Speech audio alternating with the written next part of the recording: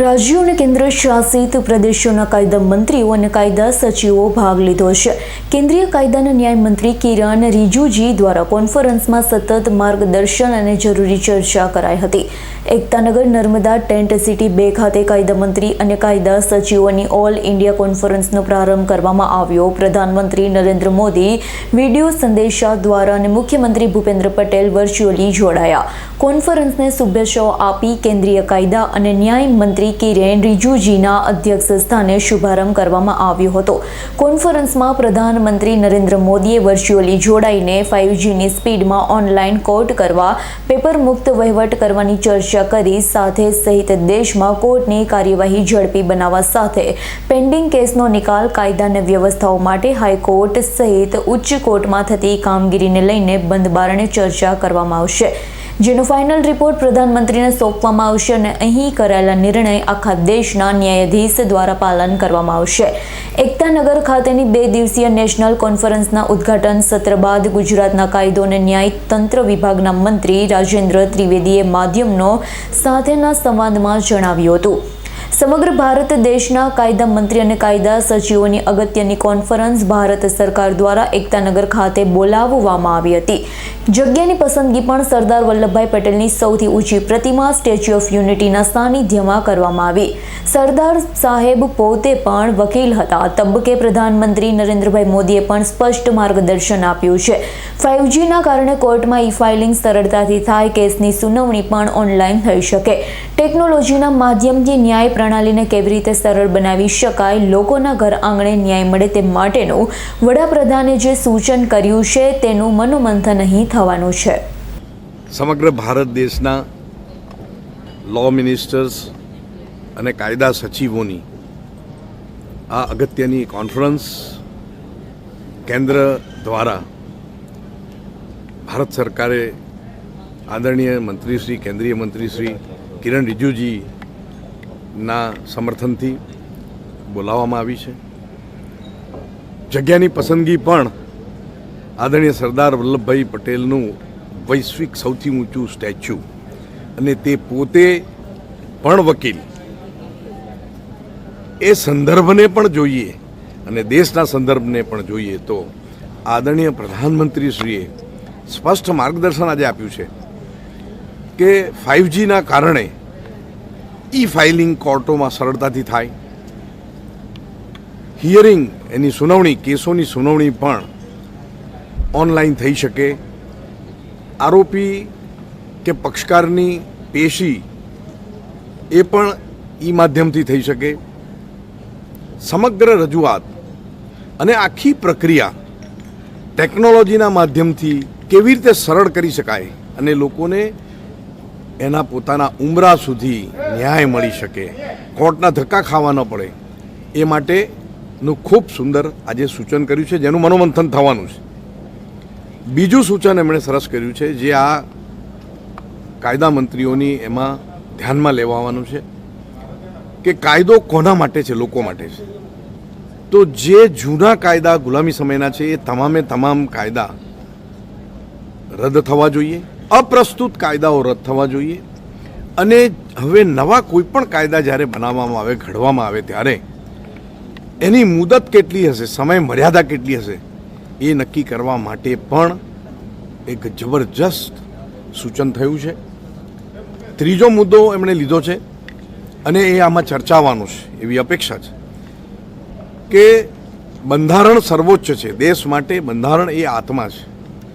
બંધારણને કારણે એની નીચે ન્યાય આખી પ્રણાલિકા છે, આખી વ્યવસ્થા છે, એક્ઝિક્યુટિવ પણ એક આખી વ્યવસ્થા છે, સંસદ અને વિધાનસભા પણ એક એનું ત્રીજું અંગ છે અને આ ત્રણેય અંગનો હાર્દ માતા કોઈ હોય તો એ બંધારણ છે અને એટલે બધાએ દેશની કઈ રીતે દેશનું સારું કરી શકાય એ માટેના પ્રયાસ કરવાના રહેશે। આ મહત્વના સૂચન પછી સંવેદનશીલ ન્યાય તંત્ર થવું જોઈશે। દરેક પ્રદેશની પોતાની ભાષામાં सचिव न्याय श्री SK जी राहटे साहब, मैं देश के कानूनी मुद्दों पर विचार विमर्श करने के लिए विभिन्न राज्यों से आए प्रतिष्ठित विद्वानों एवं अन्य गणमान्य नागरिकों का प्रधानमंत्री श्री नरेंद्र भाई मोदी जी का महत्वपूर्ण मार्गदर्शन मिलने वाला।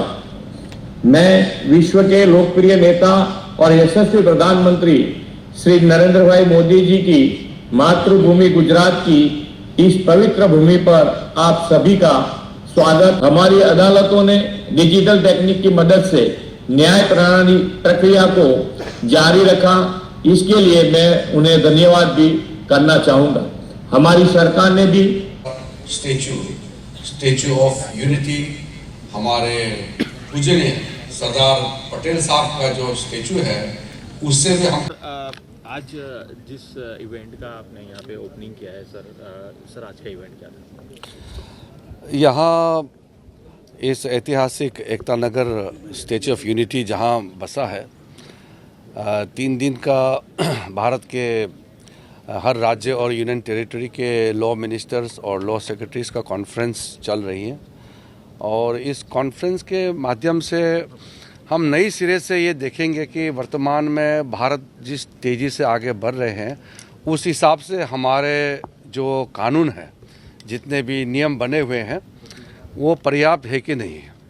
और आज के दिन में हमारे देश में कई ऐसे कानून हैं जो बहुत पुराने हैं और आज के संदर्भ में उसका कोई रेलेवेंस नहीं है, तो इसका भी हम चर्चा करेंगे।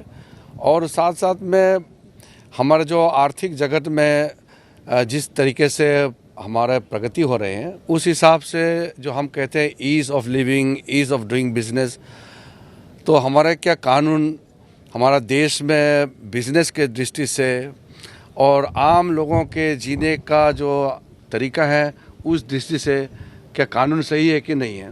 इसलिए बहुत चीज़ों में हम लोग इसका अध्ययन करेंगे और फिर सुझाव राज्य के हमारे जो लॉ मिनिस्टर्स और लॉ सेक्रेटरी से उनका सुझाव भी लेंगे और सामूहिक रूप से हम फैसला लेंगे। भारत सरकार सारे राज्यों से ही सुनेंगे, फिर जो करना है सामूहिक रूप से हम लोग करेंगे। सर, आपने अपने वक्तव्य में एक बात कही कि जस्टिस एट मतलब delivery at door step, sir वो क्या आपने मतलब किस तरीके से पॉसिबल? ये ऐसा है कि जुडिशरी और सरकार मिल करके कई कार्यक्रम करते हैं स्पेशल लीगल एड्स और लीगल सर्विसेज के लिए।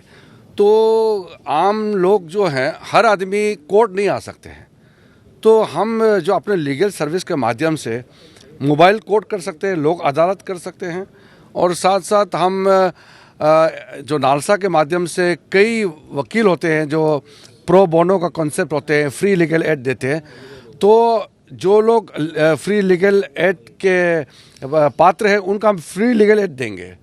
हमारे पास हम प्रावधान किया हुआ है कि जो पैनल लॉयर्स हैं हमारे यहाँ, कई ऐसे एडवोकेट्स हैं जो प्रो बोनो कॉन्सेप्ट को मानते हैं, तो बिना पैसे के गरीबों को लीगल सर्विस देते हैं। तो हम कोर्ट में ही लोगों को क्यों बुलाएं, हम ऐसे करके कोर्ट वाले, हम सब सरकार वाले लोगों के घर जाए।